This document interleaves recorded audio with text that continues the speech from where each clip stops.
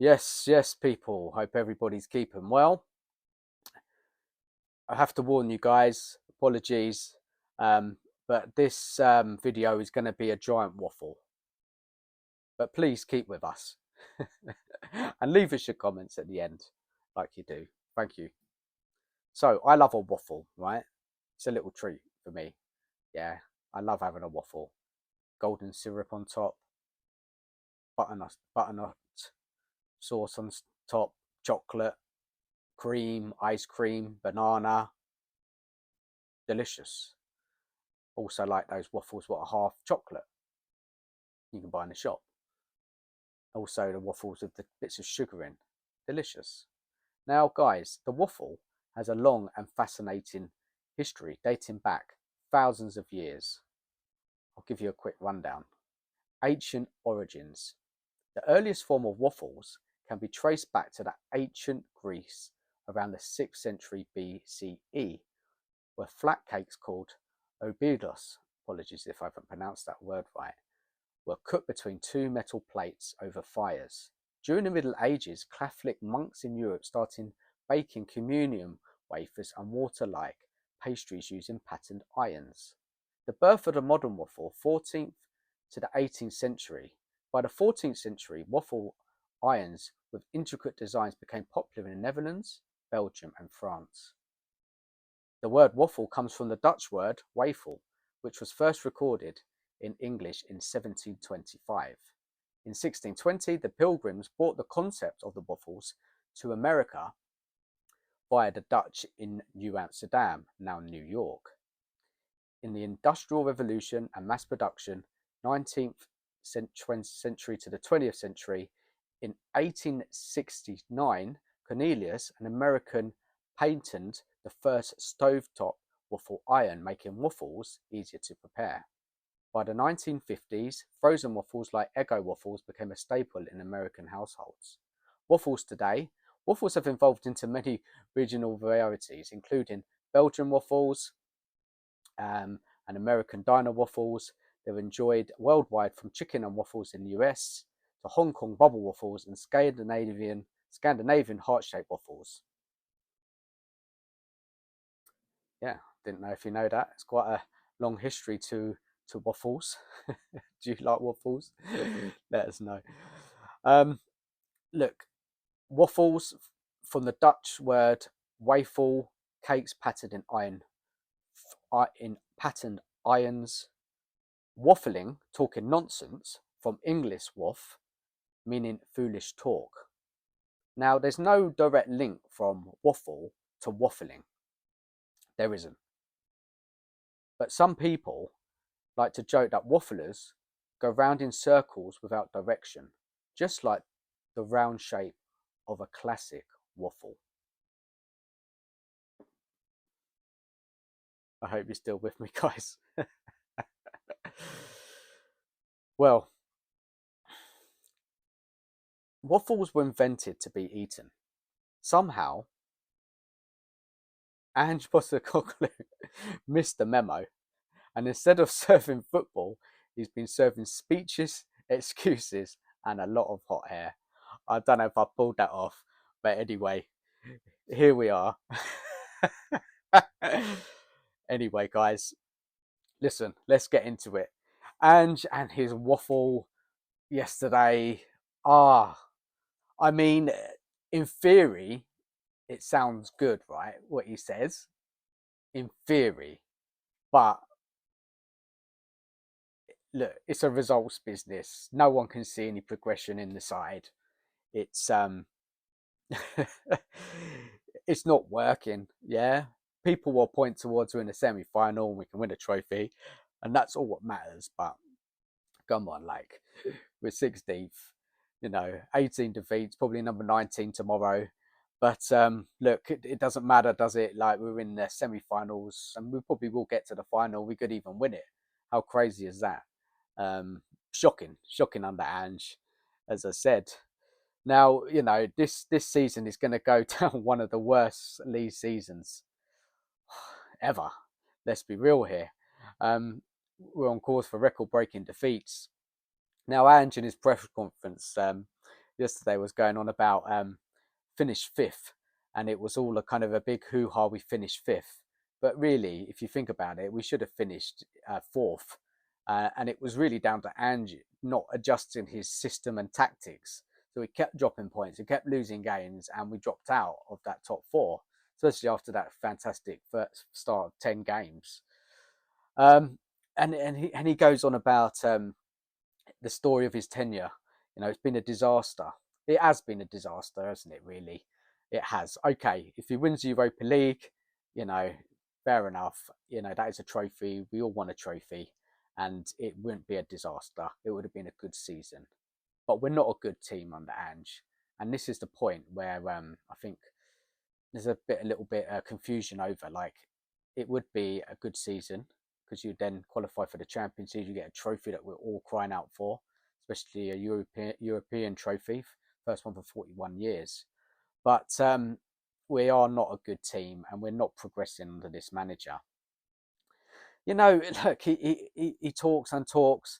You know, some will probably think he's a good talker. A lot of people just think he's waffling. You know, he's going on and on and on. Excuses, deflection. I mean, you know, it's hard to keep up with him, and you know, you kind of forget what question he was actually asked because he just goes off on all sorts of tangents. Now he says he starts talking about like and I don't know if he's maybe talking about Spurs or maybe talking about teams in general, that they teams have done well in the league, but at the end of it they haven't got a trophy. Um, and it kind of comes across like the league doesn't matter, and it does, Ange, because I don't know. I mean, I'm one of thousands and thousands of embarrassed Spurs fans this season. And yes, getting into the semi-final of the Europa League is great, and hopefully we'll get to the final. But it doesn't cover up the mess and the disaster season. So yeah, it has been a disaster, Ange. It really has. And he points across to the 15 games that we've lost have only been by one goal. Where have we heard that before? I mean, I'm sure we still hear that excuse today by fans who do believe Ange and still think he's doing a good job. We only lose by the odd goal. Doesn't matter. You lose a game, you lose a game. Happens time and time and time again. We do not learn. We continue to make the same mistakes, and nothing looks any better. It's madness. Like, it's gone downhill so much. And Ange was, talking in his press conference, coming up with all sorts of reasons, rhythm, and obviously there's the injuries, you know.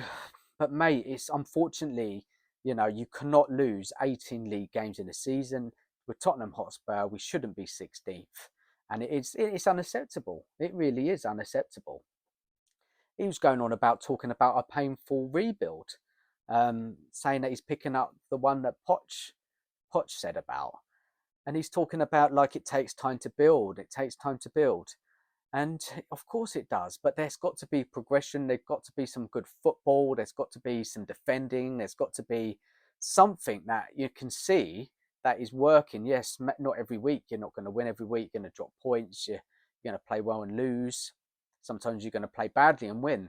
But it's just been so one way that the team has become a mess. And yes, we scored lots of goals, but I just can't see anything, and the defeat after the defeat, I can't get behind it, and I don't believe that Ange will ever get it right, and I don't think he will get the chance to either. Even if he wins the Europa League, I do think the club will have to make a decision and let him go, because Spurs cannot be 16th in the league with all these level of defeats.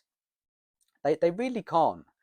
And if I look at the league table of some teams which have recently changed some managers, let me just get the league table up and we can go over it. Look, I know every team's different. Of course, you had Slot come into Liverpool. He's going to wrap up the title tomorrow. Yes, he's come in already with a winning team. Yeah, hasn't added anything, but he's just had his own style and he's implemented it, and he's pulled it off, and they've been really good. You look at teams who've changed managers recently. Nottingham Forest, Nuno's making progress. He's made progress. They're sitting sixth in the league. I think they're playing tomorrow. battling it out for top 5 positions. Progress, yeah, you can see what they're trying to do. Yeah, okay, they haven't had European football, but still, you know, there's an identity there. You know what you're getting. You see Nuno switch formations up, tactics up through matches to get points, gets results. You can see what's going on there. Villa, you know, they've been in the Champions League. They had a fantastic run. First time they're juggling in that with the Premier League, but they're still up there. They're like 7th, juggling football. They've had injuries too.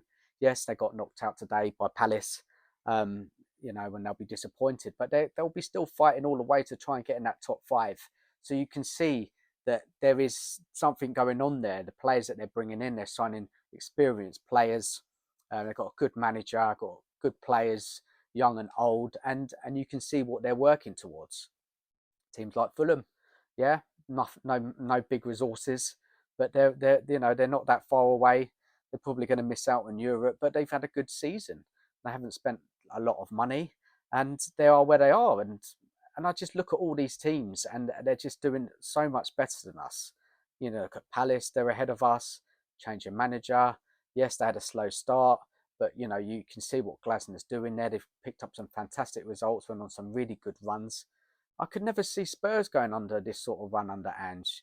Okay, we did the beginning of last season, but I think we just caught a lot of teams out, and a lot of teams worked out how to play against Spurs. And we are literally the easiest team to play against in the Premier League, other than obviously the 3 teams which have got relegated. So look, we talk about progression, we talk about progress. It's just been so down that way. The drop down in the table, 16th in the league with 11 wins, 4 draws, 18 defeats. We scored 61 goals, conceded 51, and we're on 37 points. The run in the league is like 1 win in 5. It's just atrocious. And I'm, do you know what? I'm tired of Ange. I'm tired of his moaning, his excuses, his waffle, his, you know, it's going to get better. This is all part of the process. Stick with us, stick with us. This team is going to come out stronger next year. Sorry, I just don't see it. And if anybody can actually tell me what they see, please try and help me here, because it's not been good enough. It really hasn't. Now, you know, and he's trying to change the perception of the club. Um, you know, he thinks there's a narrative of trying to set this club up for some sort of failure. No, look, the fans want their team to do well. They will back the team. They'll support the team. If they see a team making progression, winning games, making progress, togetherness, a unit, they defend well, attack well. Look, of course, you're not going to win every week, but we should be with this team around the top positions, anywhere from kind of 7th to, you know, in the top 5. I think this squad. I think this squad is good enough. Set up well, set up correctly. Look, the summer transfer window wasn't good enough. Yeah, I fully get that. It wasn't. But we do have some good young players. We have some good experienced players. And I think if you had a good coach there, and I've said it all season, you know, I know this is rinse and repeat here, but this is how I feel. Like this has been a failure this season. It's been a waste of time, a complete waste of time. So he's going on about a narrative. Look, there is, from outside of the club and rival fans, journalists, whoever talks about Spurs, that it's Spursy. Spurs are never going to win anything. They make the same mistakes. Look, there is that. I get that, but the fan base, they don't want their team to fail. They want their team to do well, and that's why there's so many fans which are so unhappy with the season. They've had enough, and they're calling it out, and they're sick of Ange. They're sick of his excuses. The whole protests have ramped up because Levy again has failed. Yeah, he's failed. It's not been good enough in the last 24 years. One trophy, and all of this, you've got the board not doing the right things, you've got a poor manager, you know, the signings weren't good enough, the coaching team doesn't seem good enough, there's issues in the medical department, so many problems, right? You know, it needs a lot of work, but you know, it doesn't take much for a good coach to come in, pick these players up. You know, it will take some time. It's not going to happen straight away. They're going to have to coach certain aspects of their game back into them. But, you know, we can pick it up next season. I think we can. And with, you know, the recruitment is crucial. It really is crucial. But, you know, it is a worry because we hear from Ange that, you know, the club are going to carry on going for the same kind of transfer strategy. We need to break the wage structure. We need to go for top players. Don't buy 7 or 8, buy 3, 4 really good players. Yeah, players that are going to come into this team, pick them up and push them on next season and go for it. You know, there's a good base of players there and a lot of potential. But Ange is just not the man to lead this group of players together and push them forward. So this whole thing about, I don't know, maybe I've misunderstood it, what he's saying, or I'm not 100% sure. Like, you know, fans, they want to see progression. They want to see a manager who can adapt. They want to see results, good performances. Um, they also want to see a manager which will speak to the board and say, look, you know, this is what we need. This is the player we need. And, you know, but it's just, you know, it's years and years of failure. It actually has been years and years of failure. And if I just take a look back at of the managers at Spurs, you know, let's just bring that up now. And I mean, me following Spurs, I mean, I would say I would go back. My really good memories. It was around, you know, the FA Cup final, Terry Venables, 1991. You know, I wasn't really into it then because I was young, but I remember winning that FA Cup. Then we had the whole kind of Aussie odd dealers, you know, where everything we used to look up was on the newspaper. You know, the famous 5. We were just so attacking. There was a famous report saying Spurs got a better attack than Man United. I remember a headliner. I'm sure you guys do. And it was just chaotic. We would score loads of goals. It was just nobody defending. And in the end, you know, Ozzy Ardiles lost his job. Dear me. And then we had the Jerry Francis days, and you know, we weren't great. We mid-table team, weren't we? Then we did get some good results, but we never really were making any kind of progression. Then we saw George Graham come in, very controversial.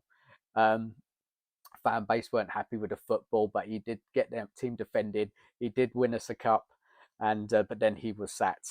And then we had a period of David Pleat, Chris Hooton, who else? Glenn Hoddle. That's when, you know, Levy came in, ENIC came in. They hired Hoddle, you know, a fan favourite, a legend of the club, and yeah, he had his 3 at the back, signed some players. You know, that day, you know, we were good some days, but we were rubbish the other days. I remember that game when I was in Cyprus watching when we played Manchester United at home, and we were like 3-0 up. I think we had Christian Ziege in the side, Les Ferdinand. Oh, guys, they were the days, eh? Gus Poyet, players like that, and yeah, and it was like lads, it's Tottenham. And at half time, wasn't it, by Alex Ferguson? They came back, and I was just like, we just got battered, didn't we? 5-3 at home. Crazy memories. And yeah, look, Hoddle didn't last. He got sacked. And then we went for the whole foreign thing, trying to copy Arsenal with Santini.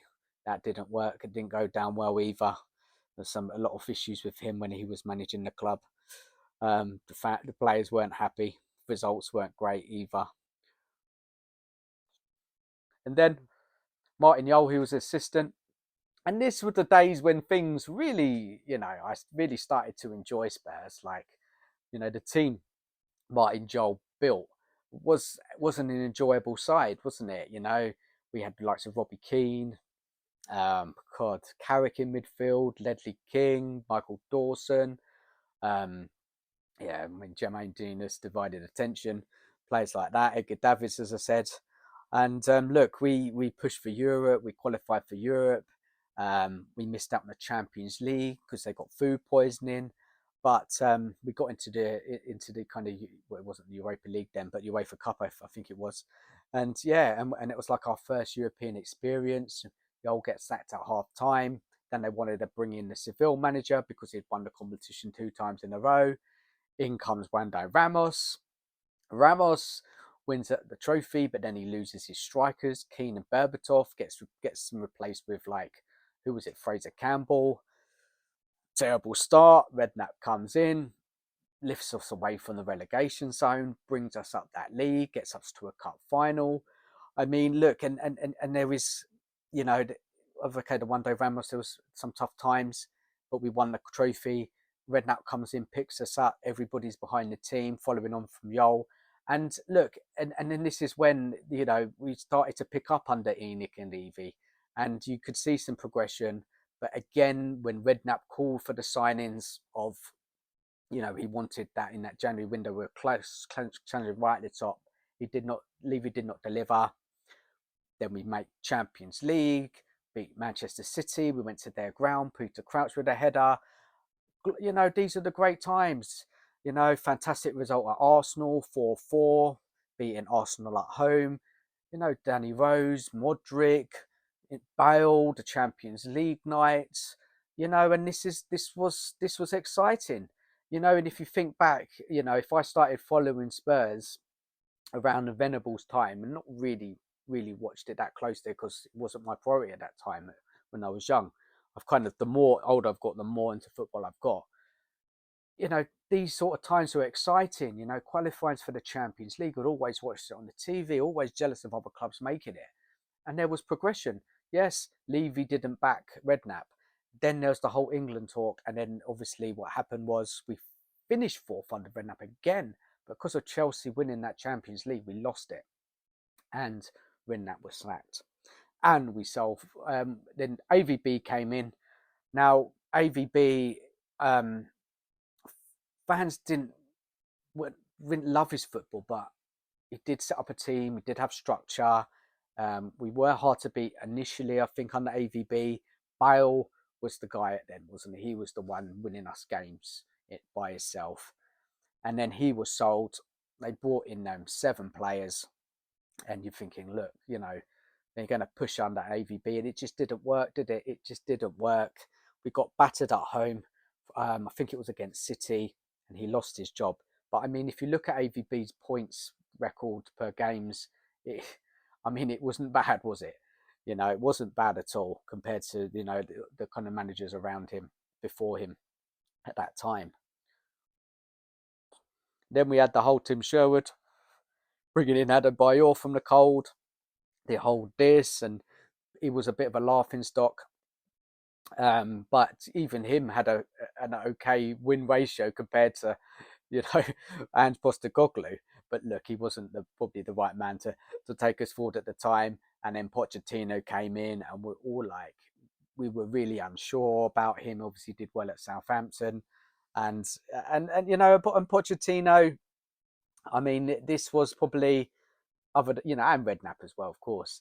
But Pochettino built a team which was crazy. We went unbeaten one season at home. We got to a final.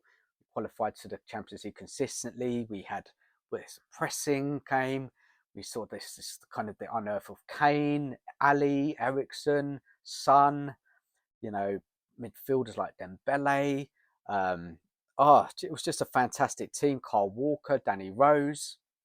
Then we had, you know, Vertonghen, Alderweireld, Dyer was good at, you know, part through Poch's reign, you know, and they built a team there, and it was fun, it was exciting, we were competitive, we could beat top teams, we'd beat most teams, you know, each week. Yes, we'd have the odd loss, but we qualified for the Champions League. Yes, he didn't put a lot into the cup competitions, the domestic cup competitions, I get that, even though we did make a semi-final and a final. But look, they were great times. And again, it was just a whole when they were building the stadium, they didn't back Poch. You know, they didn't back the manager again. The signings that they brought in were nowhere near as good as the first team. Injuries happened, and we just never quite got over the line. But those times under Poch was fantastic. They really were. And probably my favourite part of supporting Spurs since I was born, I've got to be honest.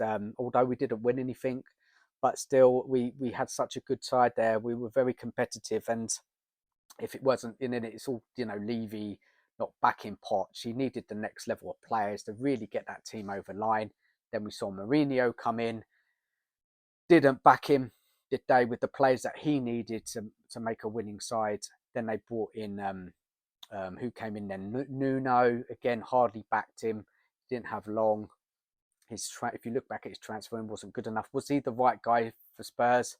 Probably not. But, look how well he's doing at Nottingham Forest. Maybe he could have turned us into that sort of side over time, maybe with some good recruitment. But Nuno, when he came to Spurs, he wasn't allowed to bring in his coaching team, if you remember. And I think he's gone to Nottingham Forest. He has brought back his original coaching team. So then we go and sign Conte again. You're thinking, this is exciting. This is a winner. But then you look at the transfer window, and it's just not the backing that that he needs. He needed better players, and he asked for them. He just didn't get them. Frustrated. And here we are now. We had Stellini, the mess. Mason come back again. I mean, there's a lot that I've said. But what I'm trying to build a picture here, and then Ange comes in, and where we are now is that I am just sick of this constant failure. I mean, I've had enough of it. I've had enough. I've had enough of the board. I've had enough. I just haven't got the patience for this, no ambition, lack of ambition, excuses, lies. Not really, the club are not really want success on the pitch. They keep coming up with excuses, money, trying to manage it in the budget. They're making so much money at this, especially in this new stadium, and they're just so cautious, and it's just not good enough as Spurs fans. It's not good enough, and I've had enough, and I've got no patience for Ange. I've got no patience to wait this long game out. Maybe we'll be good in 2 or 3 years under Ange. I'm sorry, but I mean, I'm sure I'm same as many people who watch this video feel the same. Like we've run out of patience. We've had enough. We want to win. We want to be strong again. I guess the nearest we got to was that under like Redknapp and Poch. But the investment's got to be better. We've got to sign the right players. We've got to get a good coach in who's going to bring this team forward. Stop cutting corners. Stop going for buying players who've been relegated. Young players. Go out and pinch experienced pros. Winners. Doesn't have to be world class. Just good players that will fit into this current team that we have and drive them on. And it doesn't sound that difficult to do, but when you've got a board that are more interested in making money than winning, this is where we're at. So, look, I've been frustrated throughout the season. I've been moaning about Ange. I've been moaning about the board. And, well, I should be, because look where we are. We lose it most weeks. I don't look forward to watching the team anymore. I will get behind them for the Europa League, and I pray that we win it. And I really hope we do. And I will celebrate it. But it doesn't mean I'm happy with Ange and the progression of the side. Like I said, it would be a good season, but we're not a good team.